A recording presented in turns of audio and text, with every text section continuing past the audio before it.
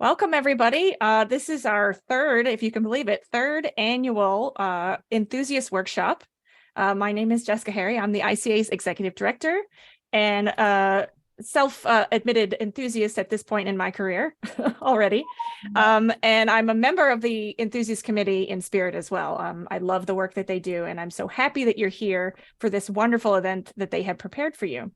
So we are going to get started in a minute with a warm up with Al, and then we're going to have our first breakout session. So make sure you have in mind which session you would like to join.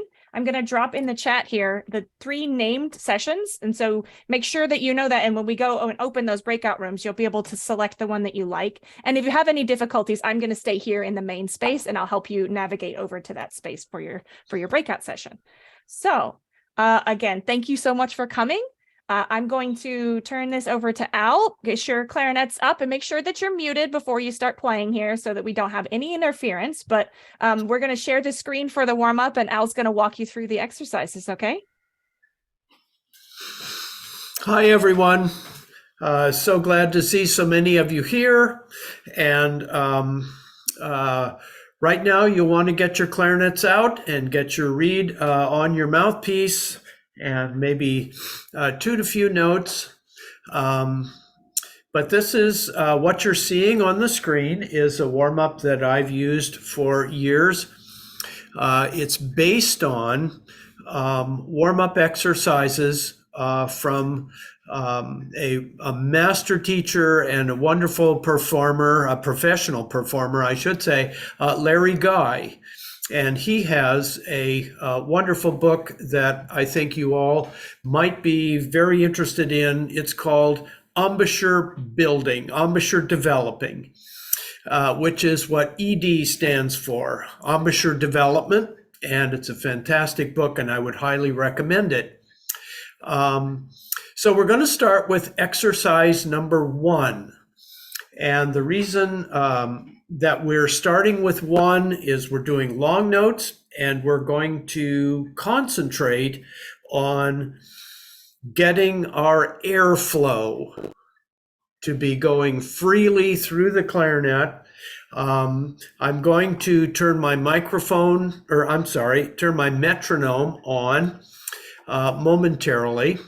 So one thing I would suggest you all do is turn your volume up just a little bit so that the sound you hear from me is a little bit more realistic and feels like I'm right there in sitting right with you.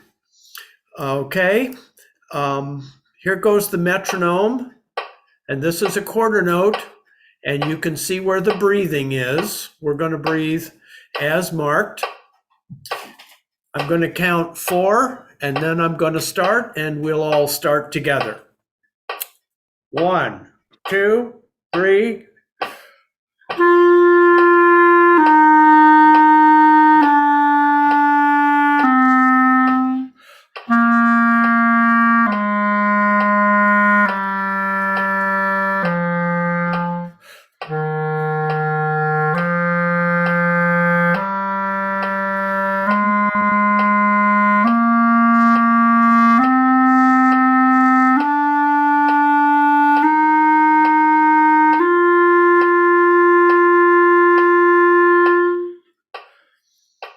Okay, that sounded good.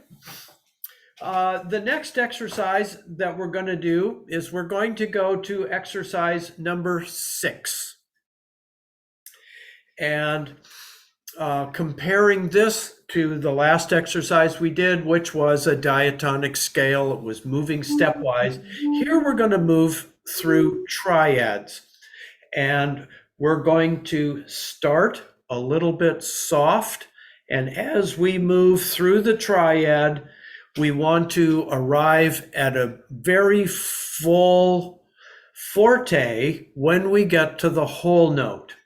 Okay, let me do the first one just to give you an idea.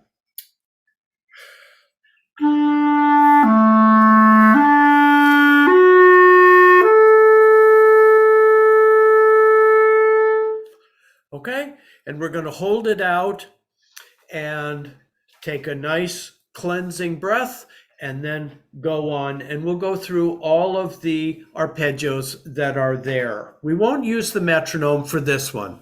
This is starting soft, crescendoing all the way into that whole note, and then holding it out for about 4 or 5 beats. Okay, here we go. 1, 2, ready.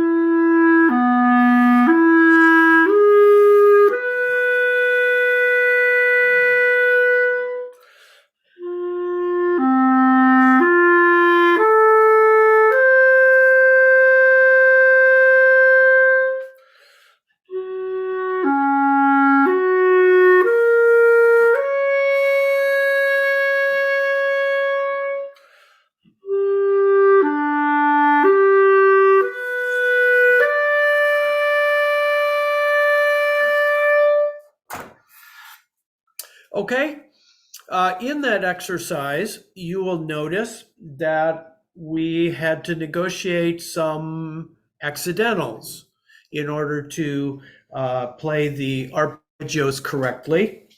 In one of them, in the A flat one, we actually needed an alternate fingering, going from a left C to a right E flat. You'll notice in the third and the sixth one where we used a right C sharp.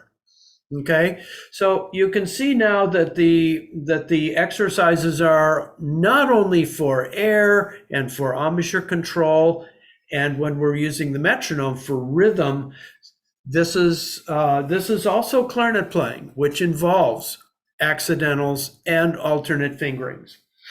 Okay, we're going to go to exercise number 8, and this is a wonderful exercise using major sixths, and the intervals now are becoming wider still. We went from diatonic to triadic, and now we're playing even wider intervals so that our note connections need to become much more precise.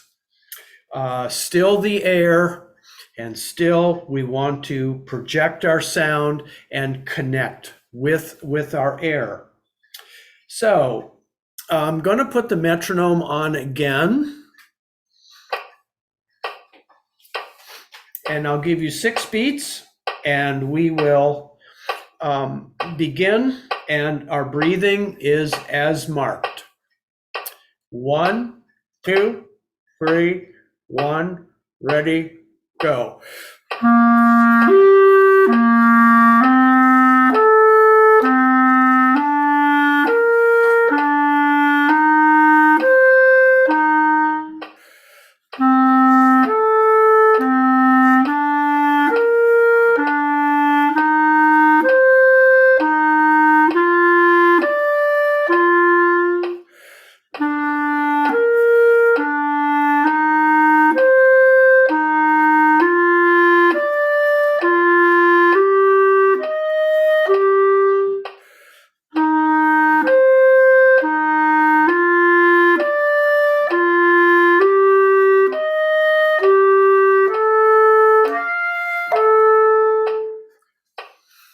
Okay, this also has one thing is that you're now having to go over the break, and going over the break is certainly one of the real nemesis of clarinet playing. So the more comfortable we can get to that, the better. Okay, now we're going to go to exercise number 4. This will be the last exercise we'll do, and as you can see, these are octaves. We're really spreading out, and remember, this is a warm-up, so we're concentrating on the low and the middle part of the clarinet. You'll notice there's no altissimo in this. Uh, that would be after you do this warm up, working on a little altissimo after this would be very, very appropriate. Okay, so here is the metronome again, and we're going to go through this absolutely as written, and I'll give you 4 beats. One thing I would encourage you to do is make sure that you play a very, very solid first low note. Make sure that you've really established your tone in that low note before moving on. Okay, and you have a whole beat to accomplish that. So here we go. 1, 2, 3, 4.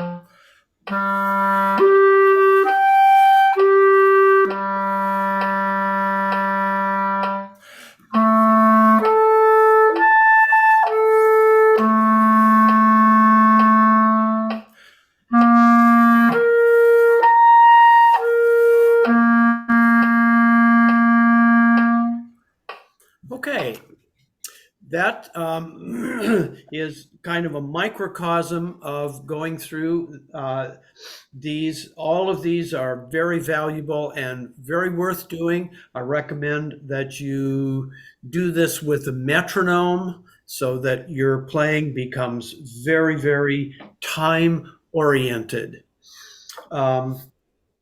So that's a warm up that I use, that I've had all my students use for approximately 15 to the last 20 years. And I really believe in it. It's wonderful. Okay, thank you very much. And we'll move on to our first set of tutorials.